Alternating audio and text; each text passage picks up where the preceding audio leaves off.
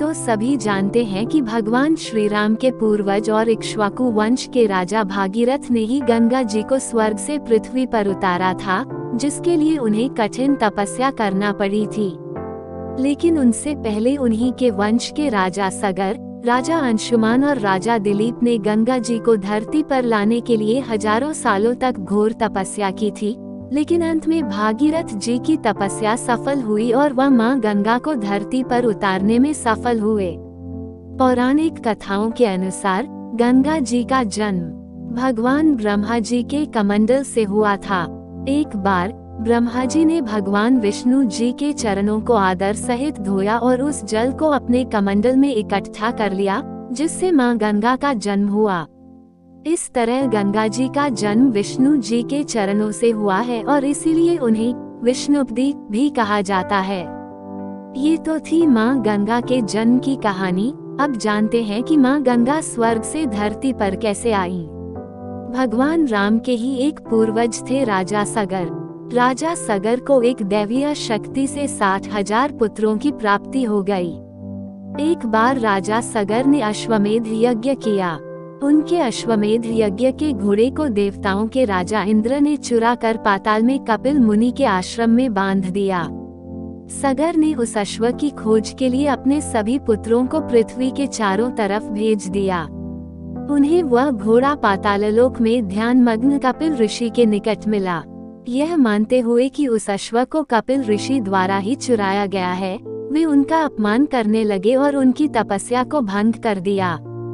ऋषि ने कई वर्षों में पहली बार अपने नेत्रों को खोला और सगर के बेटों को देखा। इस दृष्टिपात से वे सभी के सभी 60,000 जलकर भस्म हो गए। अंतिम संस्कार न किए जाने के कारण सगर के पुत्रों की आत्माएं प्रेत बनकर विचरने लगीं। राजा सगर के पौत्र अंशुमान बच गए और फिर उन्होंने कपिल मुनि के पास जाकर क्षमा मांगी और अपने चाचाओं की आत्मा की शांति का उपाय पूछा, जिस पर मुनि ने कहा कि अगर पवित्र गंगा जी का जल उनके चाचाओं पर पड़ेगा तो उनकी आत्मा को शांति मिल जाएगी। इसके लिए पहले राजा सगर, फिर राजा अंशुमान और फिर राजा अंशुमान के पुत्र दिलीप, इन सभी ने कठिन तपस्या कर मां गंगा को प्रसन्न करने की कोशिश की, लेकिन वे सभी सफल नहीं हुए और अपने प्राण त्याग दिए। तब राजा दिलीप के पुत्र भागीरथ ने प्रतिज्ञा की कि वे गंगा को धरती पर जरूर लाएंगे। आखिरकार भागीरथ ने अपनी घोर तपस्या से ब्रह्मा जी को प्रसन्न कर ही लिया और उनसे गंगा जी को पृथ्वी पर भेजने का वरदान मांगा। भागीरथ की तपस्या से प्रसन्न होकर ब्रह्मा जी ने कहा कि हे राजन, तुम गंगा जी को पृथ्वी पर लाना चाहते हो, लेकिन क्या तुमने पृथ्वी से पूछा कि क्या वह गंगा जी के भार और वेग को संभाल पाएगी? ब्रह्मा जी ने भागीरथ को बताया कि गंगा जी की बेहद तेज रफ्तार और उसके भार को सहन करने की शक्ति केवल भगवान शिव में है, इसलिए उन्हें इसके लिए भगवान शिव से मदद मांगनी होगी। फिर क्या था, भागीरथ ने भगवान शिव को भी प्रसन्न करने के लिए कठिन तपस्या शुरू कर दी और आखिरकार उन्हें भी प्रसन्न कर लिया। भगवान शिव अपनी जटाओं को फैलाकर खड़े हो गए और तब ब्रह्मा जी ने अपने कमंडल से गंगा जी को पृथ्वी पर आने के लिए छोड़ दिया। गंगा जी बेहद तेज रफ्तार से धरती पर उतरने लगी। कहते हैं कि तब गंगा जी को अहंकार आ गया था और उन्होंने सोचा कि भला कौन है जो मेरे वेग को सहन कर सके।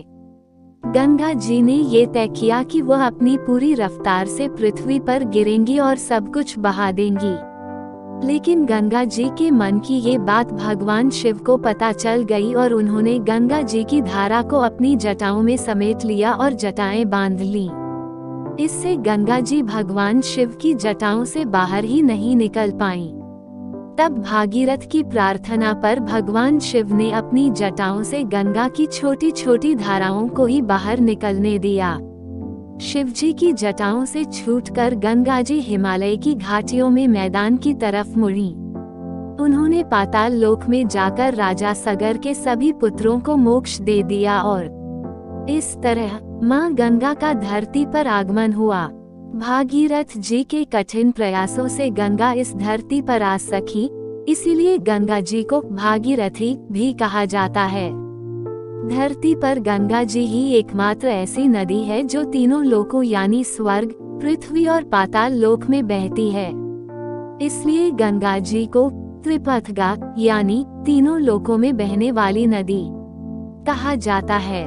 धार्मिक शास्त्रों के अनुसार गंगा दशहरा पर मां गंगा की पूजा करने से उनकी असीम कृपा प्राप्त होती है। इंसान जाने अनजाने न जाने कितने पाप करता है। इन सभी पापों से मुक्ति पाने का सबसे अच्छा अवसर गंगा दशहरा का दिन माना जाता है। कहते हैं कि इस दिन गंगा में डुबकी लगाने से 10 पापों से मुक्ति मिल जाती है और इसीलिए इस तिथि को गंगा दशहरा कहा जाता है।